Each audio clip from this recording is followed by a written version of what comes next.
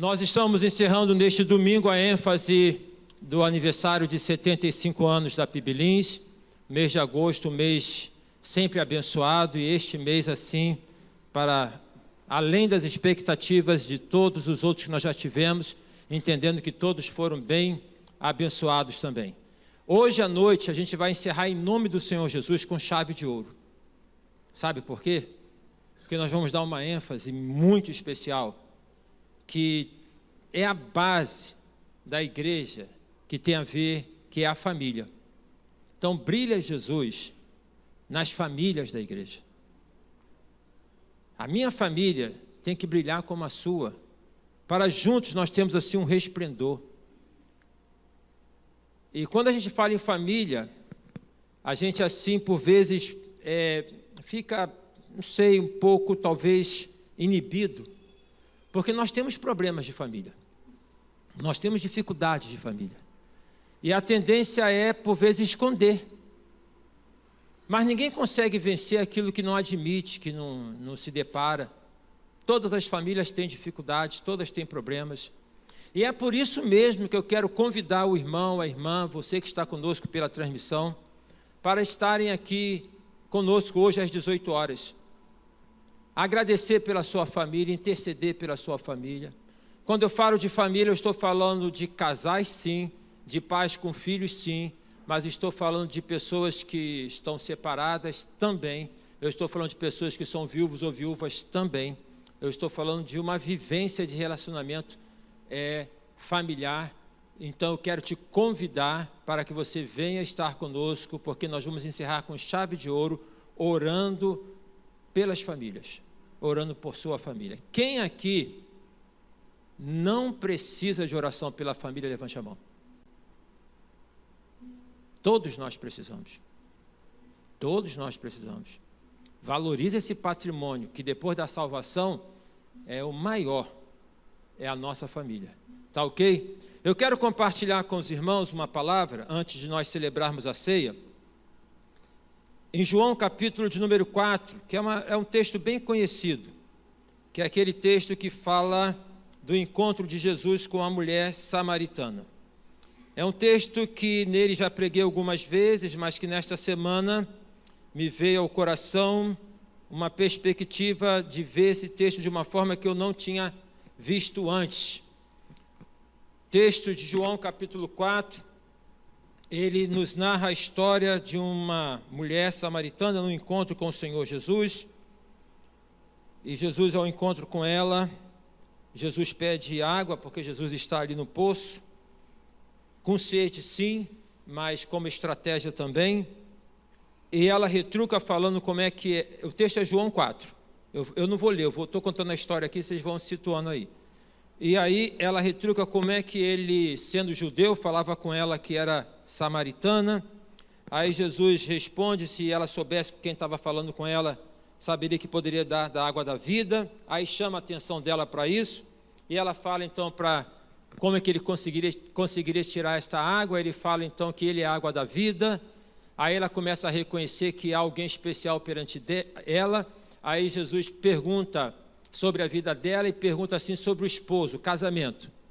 Ele vai assim, agora toca no ponto nevrálgico.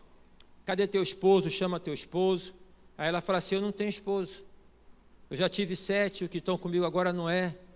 Aí Jesus então, nesse relacionamento que com ela se aprofunda, ela volta para casa e ela vai para a cidade, e ela vai e chama todos os moradores da cidade, falando que ela tinha encontrado o Mestre, o Messias. Os discípulos não estão com o Senhor Jesus, porque eles estavam com fome.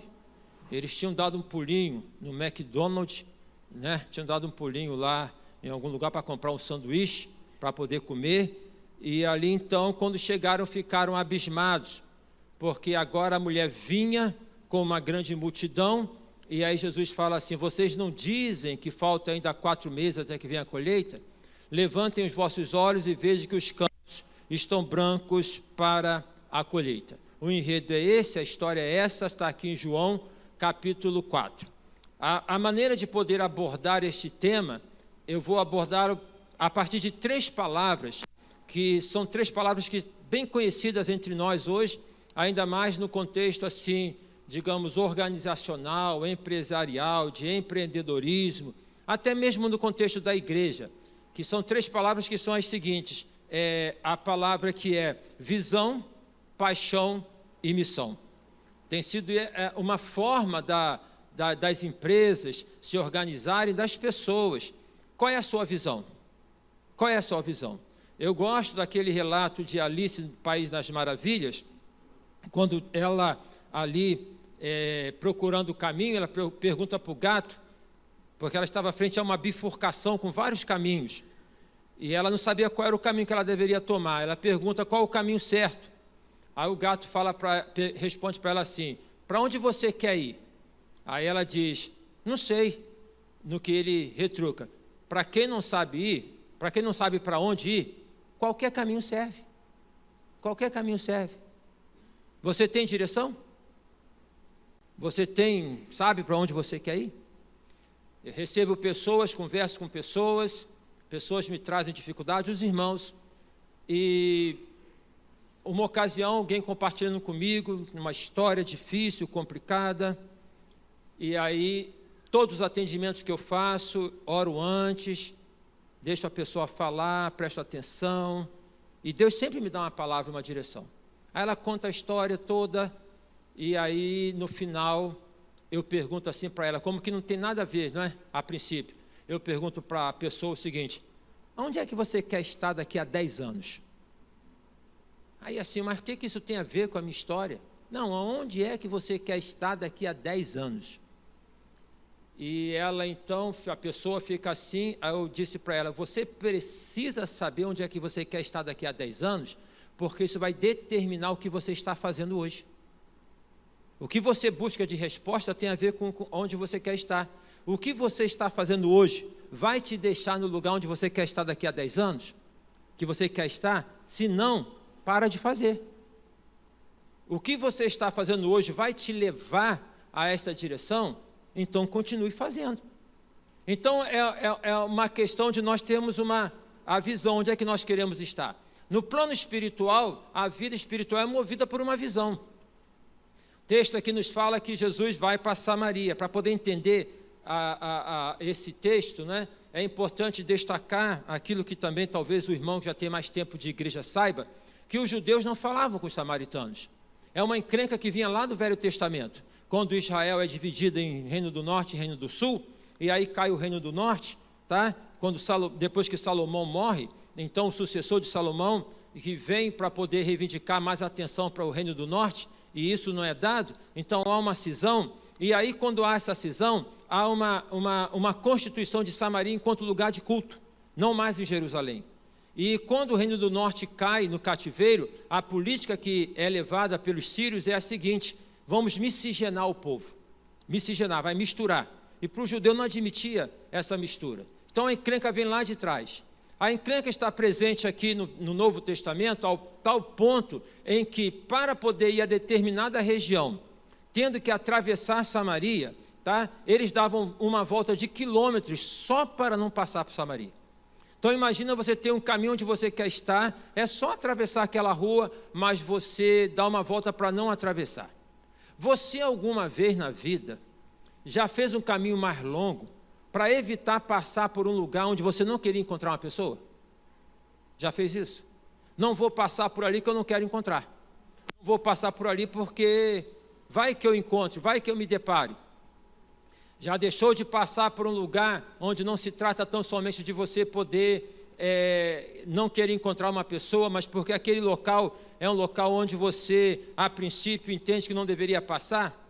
Eu fiquei pensando o que representa a Samaria para os dias atuais. Samaria para os dias atuais pode representar algumas comunidades violentas do Rio de Janeiro, que nós evitamos, porque é muito violento, é muito complicado, e aí evita, não passa por lá. Não vai lá. Mas quantas pessoas lá precisam do Evangelho? Quantas pessoas lá precisam da palavra de conforto?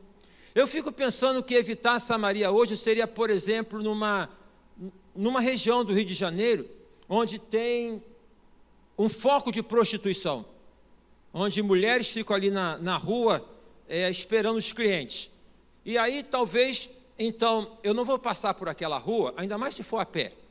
Porque se eu passar por aquela rua a pé, podem me ver e vão pensar que eu estou procurando um programa. E aí, então, evita aquela rua. E evita aquelas pessoas. Evita no sentido não somente de não passar, mas assim, evita no conteúdo programático. Vamos fazer um evangelismo? Não, mas lá não. Ou seja, a palavra marginal, ela tem a ver com pessoas que vivem à margem. Traça-se uma linha, certo? E quem está depois daquela linha é marginal. No sentido de alguém que está à margem. Não é necessariamente um bandido, um malfeitor, mas é um marginal, ok? Que vive à margem. Então Jesus, ele teve a visão de poder ir para Samaria. Por quê? Porque ele sabia que lá samaritanos precisavam do evangelho. Nós vamos ao encontro das pessoas por conta de uma visão. Quem tem visão espiritual vai ao encontro. Quem tem visão espiritual vai para poder abençoar, vai para poder proclamar, vai para poder falar. A visão, o que move a nossa vida espiritual é a questão da visão. Eu ontem recebi um vídeo da irmã Ana Kátia, ela é membro da nossa igreja. E esse vídeo eu passei lá para os irmãos que são os líderes da igreja. Ela comentando sobre visão a partir do texto em que ela fala quando vão os espias para que possam observar então a terra, e ela fala, 10 voltaram falando que não dava, porque ela faz uma distinção entre a vista e a visão. Então a vista potencializa as dificuldades, aquela coisa toda. A visão, ela vai para além das dificuldades. Ok? Então, o que o texto da mulher samaritana que nos coloca e nos conclama é de nós termos visão. Qual é a tua visão e qual é a visão da igreja? Qual é a visão? Nós existimos por conta de quê? Para fazer o quê? Ok? Então, a visão nos move em direção àquilo que nós entendemos como sendo oportunidade. Jesus, ele atravessa Samaria não porque quer encurtar o caminho, porque ele quer encontrar o samaritano. Ele quer encontrar o samaritano. Quem tem visão tem estratégia.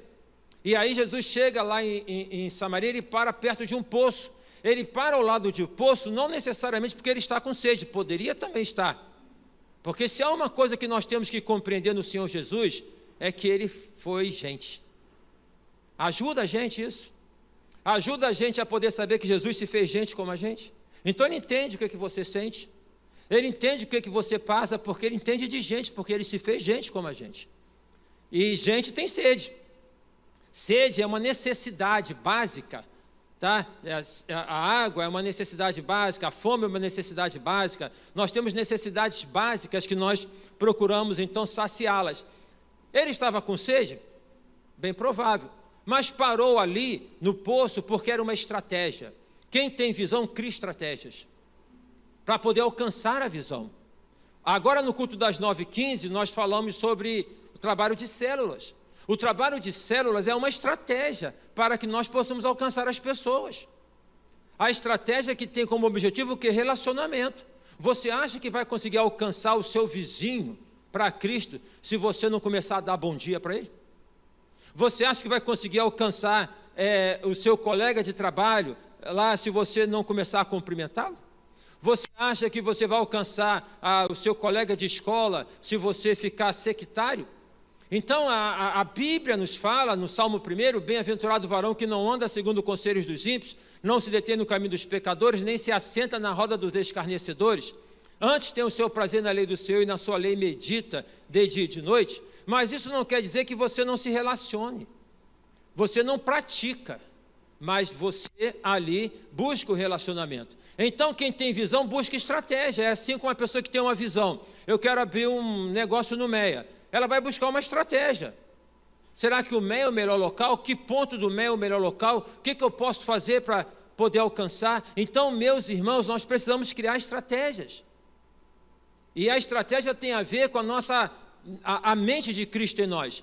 Paulo, ele fala o seguinte: porque eu me fiz de louco para alcançar os loucos, me fiz de judeu para alcançar os judeus, me fiz de gentio para alcançar os gentios, me fiz de todos para alcançar uns poucos. Por que nós temos que fazer sempre da mesma maneira? Por que nós temos sempre que fazer da mesma maneira? Como é que nós vamos alcançar uma pessoa que está numa perspectiva diferente, se eu chegar lá com uma forma de poder falar que ela não compreende? Se eu chegar lá para poder abordá-la de uma maneira que ela não vai entender? Como é que a gente vai poder alcançar uma pessoa se ela está caída e eu fico em pé? Então, quando as crianças que eu amo, crianças na espontaneidade, então, quando vem me abraçar, em geral, eu me ajoelho. Porque eu aprendi o seguinte: é no nível dela. Ela não pode ficar no meu nível, mas eu posso ficar no nível dela. Ok? É uma questão de nós, então, termos o reconhecimento e termos as estratégias para nós podermos alcançar a nossa visão. Estamos num local estratégico. O que há nesse local para que nós possamos alcançar a visão? O que tem sido colocado aqui para que nós possamos alcançar a visão, que é alcançar as pessoas? O que nós podemos fazer? Nós temos à nossa frente uma área que era um clube. Um clube, tá? E clube, então, esporte, tudo. Esta área há anos é uma área da igreja, alugada por enquanto. Deixe-me falar para os irmãos, dar uma notícia boa. Nós estávamos numa fase de renegociação do aluguel, porque difícil para a igreja poder pagar. E aí nós, na semana passada, os irmãos de finanças, fazendo lá os cálculos, depois contato, o aluguel deveria passar por uns 13 mil a 15 mil reais. E nós conseguimos, com a graça do Senhor, com as suas orações, a poder chegar a um nível de 8.500 reais. Isso é bênção do Senhor. Agora olha para aquela área ali na frente. Ali tem uma quadra. O que pode ser feito nessa quadra? Ali tem salas, ali tem espaço. Olhemos para onde a igreja está colocada. O que nesse bairro que está colocado, que tem prédio um ao lado do outro, o que essa área significa? O que nós podemos fazer? Certo? Irmãos, se nós observarmos as igrejas à nossa volta, nós temos um patrimônio ocioso demais. Demais.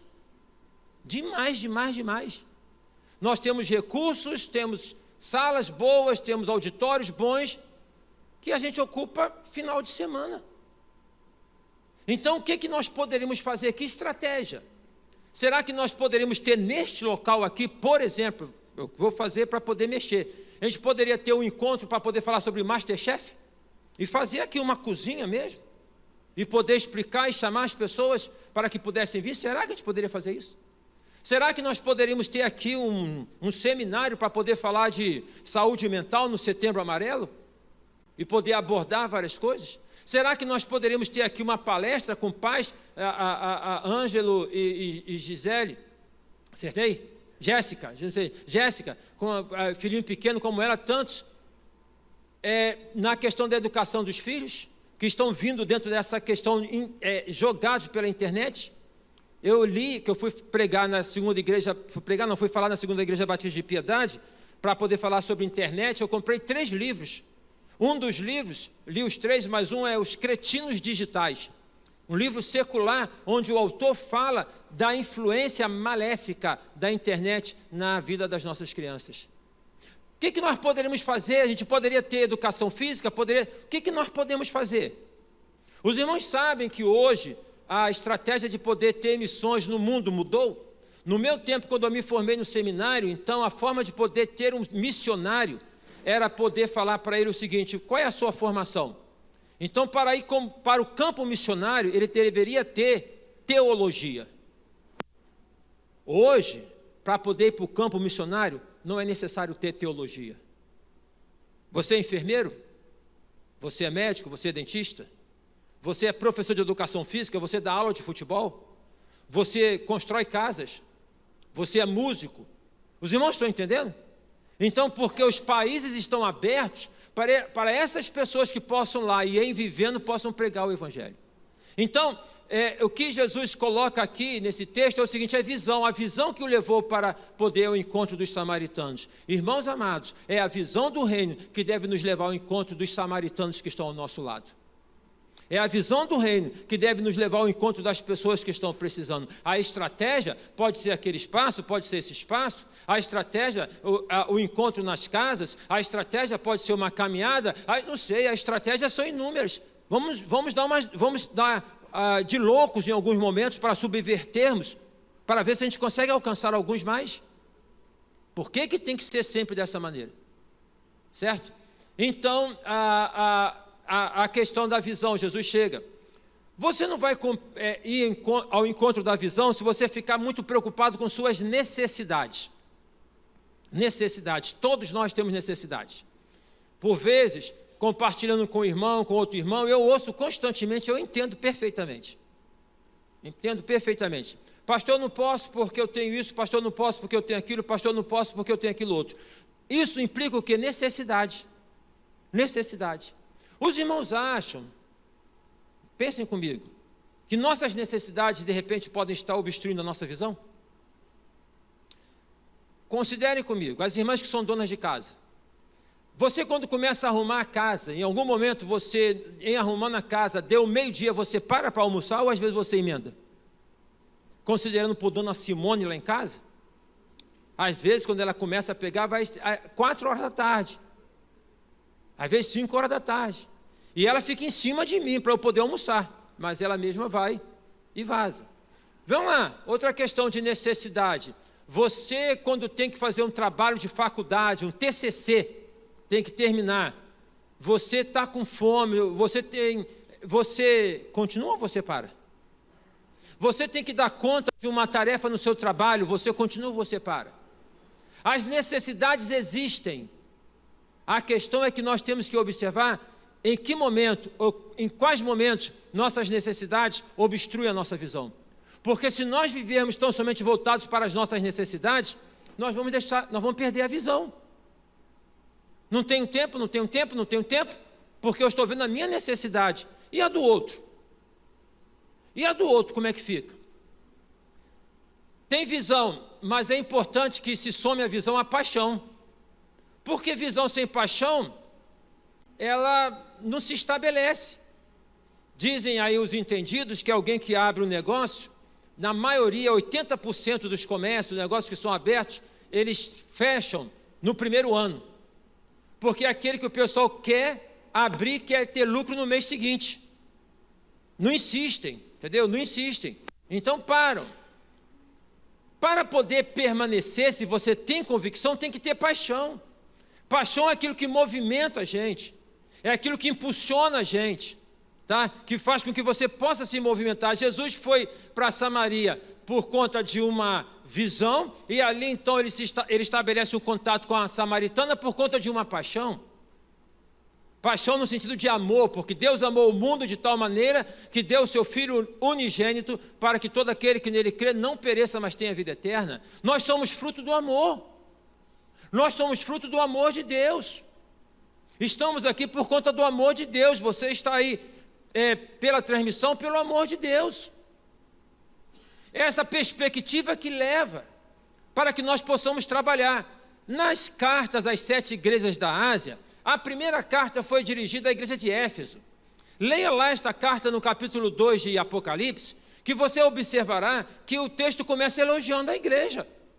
Eu vejo que você como igreja, vocês são operosos, vocês trabalham, vocês se dedicam, o pessoal era bom. Mas tenho contra ti que deixaste o teu primeiro amor. O que é isso? No meu ponto de vista é o seguinte, tudo bem, vocês trabalham, mas trabalham de modo burocrático. Trabalham para poder fazer para vocês mesmos, trabalham para poder cumprir, está faltando amor, está faltando elan, está faltando paixão. Quando a gente tem paixão, a gente até mesmo consegue, dentro de uma situação e outra, sabe, tem paixão, de repente, transpõe não fica pontuando aquilo que é da dificuldade, porque tem paixão. A gente não pode falar mal da paixão. O amor é o que dá estabilidade. O amor é o que dá estabilidade. A paixão é o que empurra a gente. A paixão é o que empurra a gente. Se podemos fazer um paralelo, então, de amor e de paixão, entre salvação e santificação. A salvação é uma só. A santificação é um ato continuado. E a santificação encontra aqueles momentos de encontro que empurra a gente. Vai lá, não para não. Pastor, eu quero deixar, eu não quero mais trabalhar, vou sair da igreja. Não, vai lá. Move lá, vai lá, paixão. Então o Senhor Jesus, ele passou por Samaria por conta de uma visão. A visão eram os samaritanos. Eu quero perguntar para os irmãos, para que nós possamos pensar, quais são os samaritanos perto da gente? O que nós podemos fazer para alcançá-los? Será que nós estamos com essa visão? Ou o nosso trabalho é só para nós mesmos? Bom para nós mesmos. Vamos pensar sobre isso. Tá? Segunda coisa que eu quero colocar, se nós temos uma visão e paramos, será porque perdeu a paixão? Se você coloca tanto obstáculos por conta das suas necessidades, você se diria uma pessoa apaixonada por Jesus? Apaixonada pela causa do Evangelho? Aí não é questão de corrida de competição, para poder falar que todo mundo tem o mesmo perfil, não tem essa questão. Tem a parábola dos talentos, você faça o melhor se tem um talento, mas multiplica ele, mas por favor, não enterre ele. Tem um, é isso. A questão não é quem faz mais, quem faz menos. A questão é se quem tem um multiplicou 100%, como quem tem 3 multiplicou 100%, e quem recebeu 5 multiplicou 100%. Para de ficar olhando para as pessoas. E veja o que você está fazendo com aquilo que Deus te dá. Aquilo que Deus tem colocado. E aí se você reconhece como a questão da igreja de Éfeso, que está faltando paixão, está faltando amor, o Espírito Santo sinaliza, então volta para Deus e fala, Senhor, acende a chama, Senhor. Acende a chama, Pai.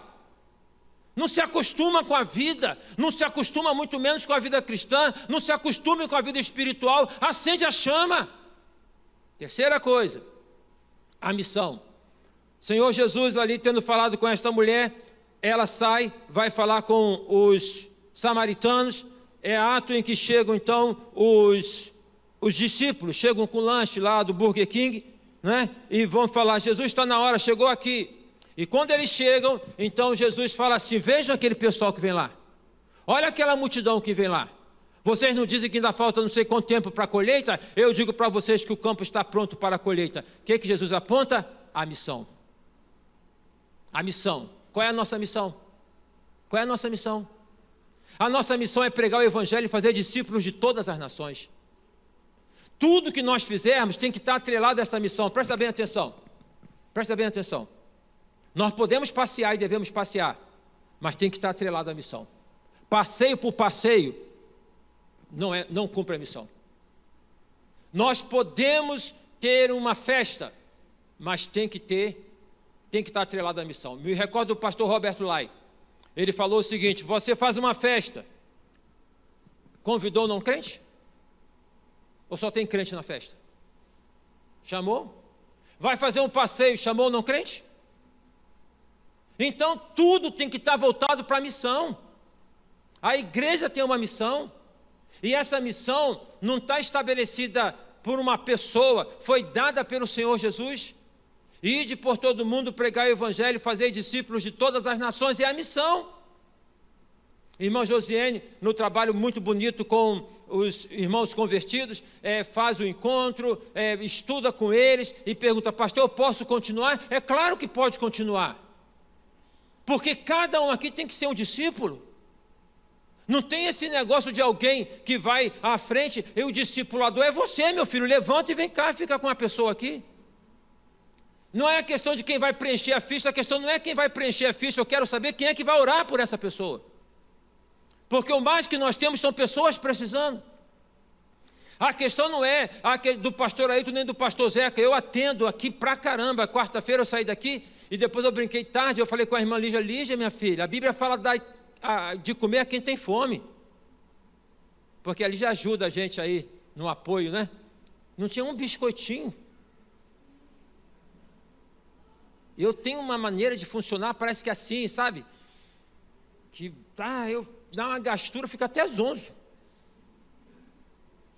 Aí lá está cheio de biscoito. Tem biscoito até o final do ano. Entendeu?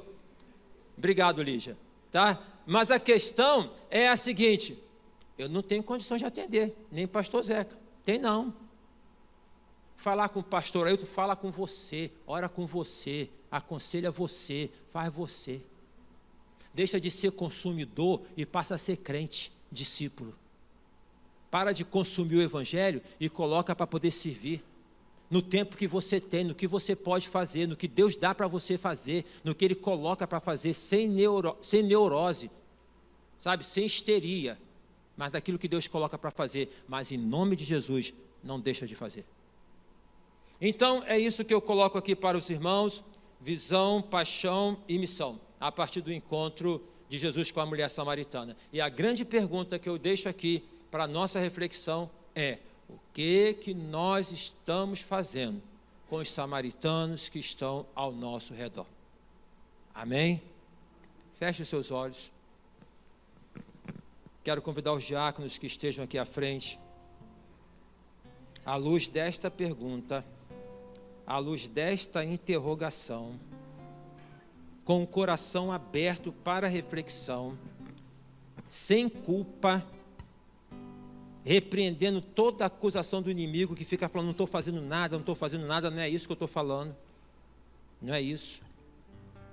Eu tenho que fazer mais, não é isso. Tem um montão de gente que fica falando assim, não faz nada, não é isso, sem culpa. A questão é a seguinte: o que você entende do Espírito Santo falando no seu coração? Os samaritanos podem estar muito mais perto de você do que você imagina. Que Deus te dê graça, me dê graça, para que nós possamos ter visão, ver quem são eles, estratégias para ir até eles, paixão para poder não desistir deles, e missão para podermos levar o Evangelho de Jesus a eles. Que a igreja do Lins, eu e você, sejamos assim, irmãos. Sejamos assim, irmãos. Foram 21 batismos. Que no final do ano sejam 42. Por conta de igreja que tem visão, que tem paixão e que cumpre a missão.